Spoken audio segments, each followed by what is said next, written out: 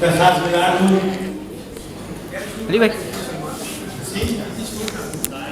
ان کی نظریں ان کی اردو ادب کی اصناف پر جو دسترس فراست رضوی کو حاصل ہے بہت کم اہل ادب اس کا دعویٰ کر سکتے ہیں. میں بصد احترام ملتمس ہوں جناب فراست رضوی سے تشریف لائیں، کتاب فرمائیں کتاب کے حوالے سے اور صاحب کتاب کے. اور آج کی اس محفل کی مرکزی شخصیت نصرت جہاں ناز صاحبہ جن کی کتاب کی یہ آج تقریب رونمائی منعقد ہو رہی ہے، مزین ہے میرے ہاں. مجھے انجم عثمان صاحبہ نے بھی کچھ دیر پہلے یہ کتاب جو ہے وہ پیش کی، اور لیکن مجھے کسی بھی کتاب کو پڑھنے کے لیے جو ہے بہت طویل وقت نہیں چاہیے ہوتا، کیونکہ زندگی میں کتاب سے ایسا رشتہ رہا ہے. سہار انصاری صاحب اس کی گواہی دیں گے کہ ہم کتابوں کو تھوڑا سا دیکھتے ہیں تو یہ پتہ چل جاتا ہے کہ اس کی سطح علمی کیا ہے، ادبی سطح کیا ہے، اس کے موضوعات کیا ہیں، اس کی نوعیت کیا ہے. اس کو جزیات کے ساتھ نہ صحیح تو اس کا جو ایک مرکزی خیال ہے، اس کی روح ہے، اس کو ہم ضرور کسی حد تک جان لینے کا جو ہے دعویٰ کرتے ہیں. تو یہ کتاب جو ہے اس کے بارے میں یہ کہا گیا کہ اس میں خواب کا لفظ جو ہے وہ ایک مرکزی استعارہ ہے.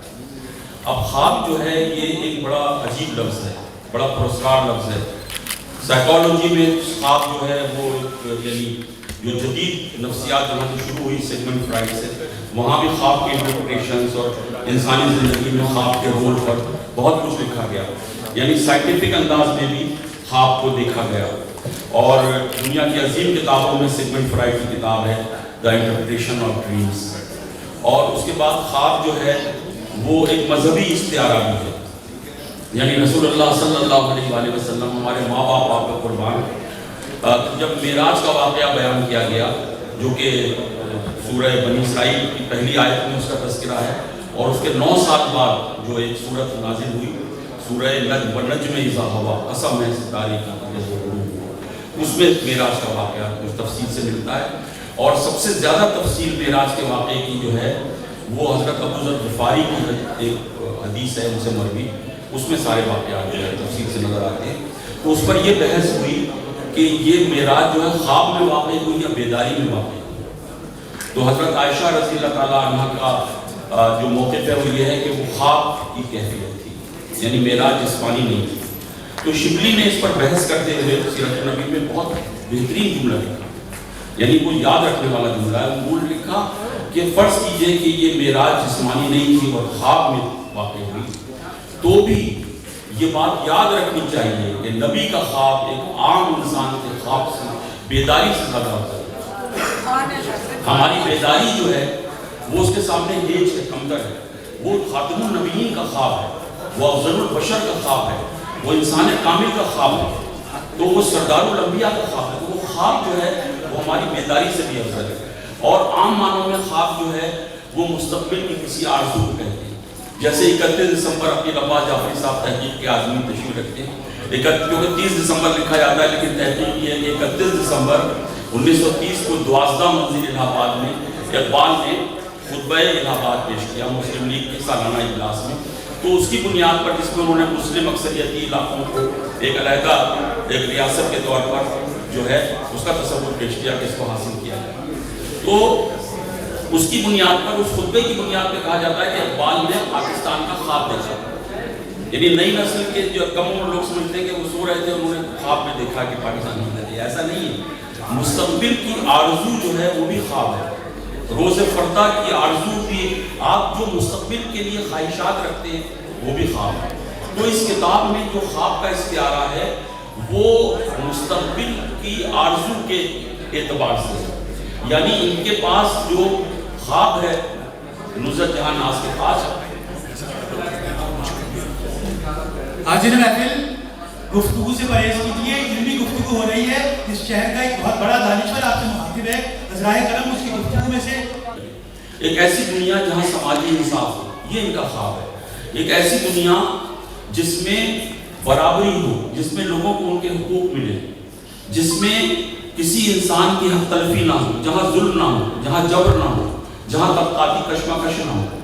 یہ باتیں انہوں نے کوئی نثر میں یا کوئی فلسفیانہ انداز میں نہیں کہی، بلکہ ان کے شعروں میں یہ اشارے ملتے ہیں. جو ان کا استعاراتی نظام ہے اس میں دیکھیے دریا ہے، آرزو ہے، اس میں جو ہے خواب ہے، خواہش ہے، محبت ہے. تو بنیادی طور پر ان کی شاعری محبت کی شاعری. دیکھیے ہر شاعرہ کا ایک مرکزی موضوع ہوتا ہے. آپ کسی شاعرہ کا نام لیں، میں آپ کو اس کا مرکزی موضوع بتاؤں گا کہ کیا ہے. 1950 میں عطا جعفری کی پہلی کتاب شائع ہوئی، میں ساز ڈھونڈتی رہی، جہاں سے جدید نسائی شاعری کا آغاز ہوا.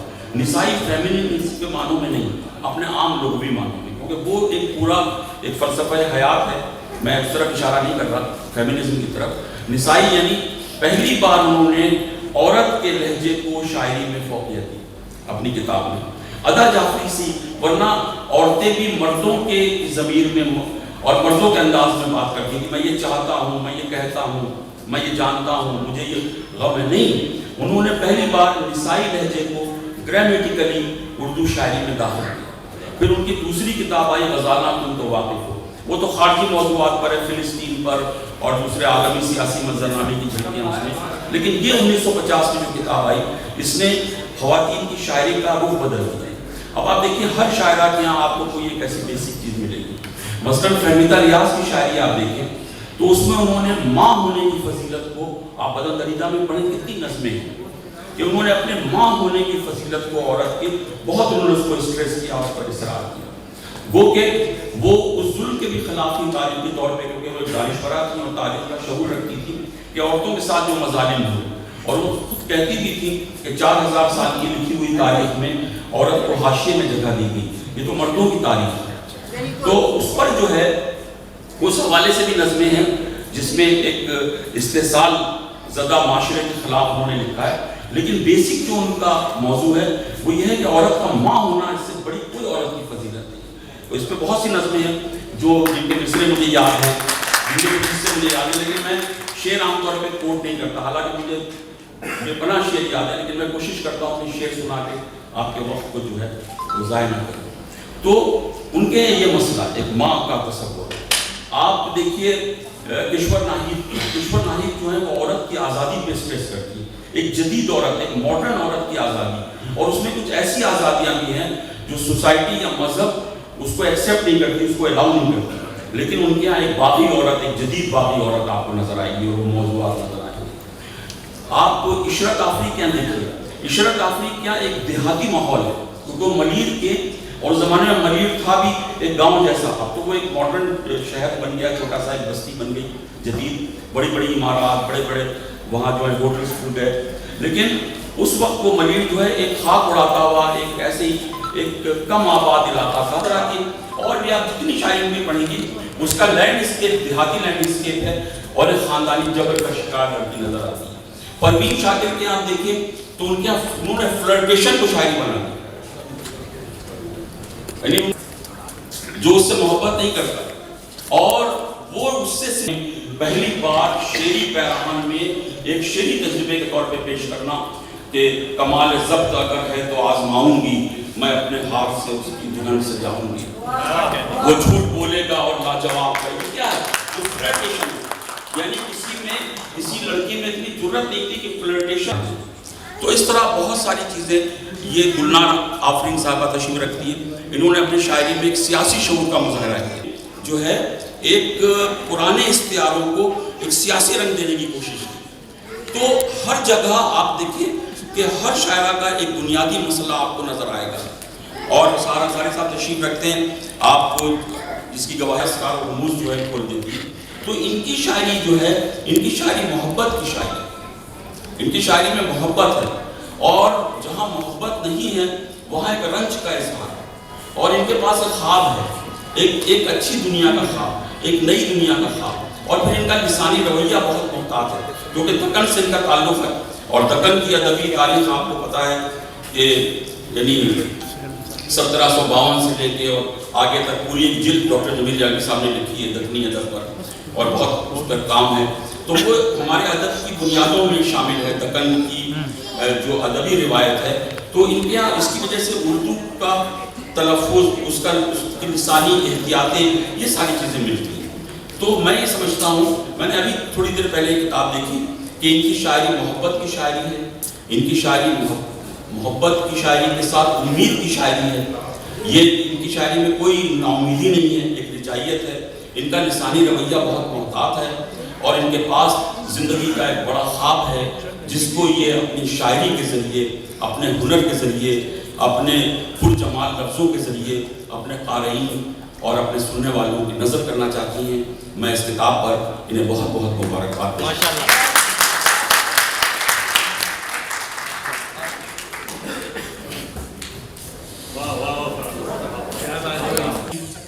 گویا ان کی شاعری محبت کی شاعری ہے اور محبت کی شاعری انہوں نے مختلف جہات سے اپنے اظہار میں بیان کی ہے. آپ نے دیکھا حاضرین محفل کہ اہل علم اور وسیع مطالعہ فرد کس طرح چیزوں کو سمیٹتا ہے اور پھیلاتا ہے اور ہماری معلومات میں اضافہ کرتا ہے. ہم نے فراست رضوی کی باتوں سے وہ چیزیں حاصل کر سکتے ہیں اور ان جیسے مقررین کہ بہت سی چیزیں ہم کتابوں کے مطالعے سے حاصل نہیں کرتے, ان کی گفتگو سے حاصل کر لیتے ہیں. آپ نے دیکھا کہ انہوں نے شاعرات کے ہاں موضوعات کی مرکزیت کو کس طرح اجاگر کیا اور ان کی کتنی نظر گہری ہے کہ انہوں نے ہمارے عہد کی نامور شاعرات کے ہاں موضوعات کے تنوع کو کس طرح سبق کیا. آج کی خطاب میں بہت بہت شکریہ فراست رضوی, آپ تشریف لائے اور آپ نے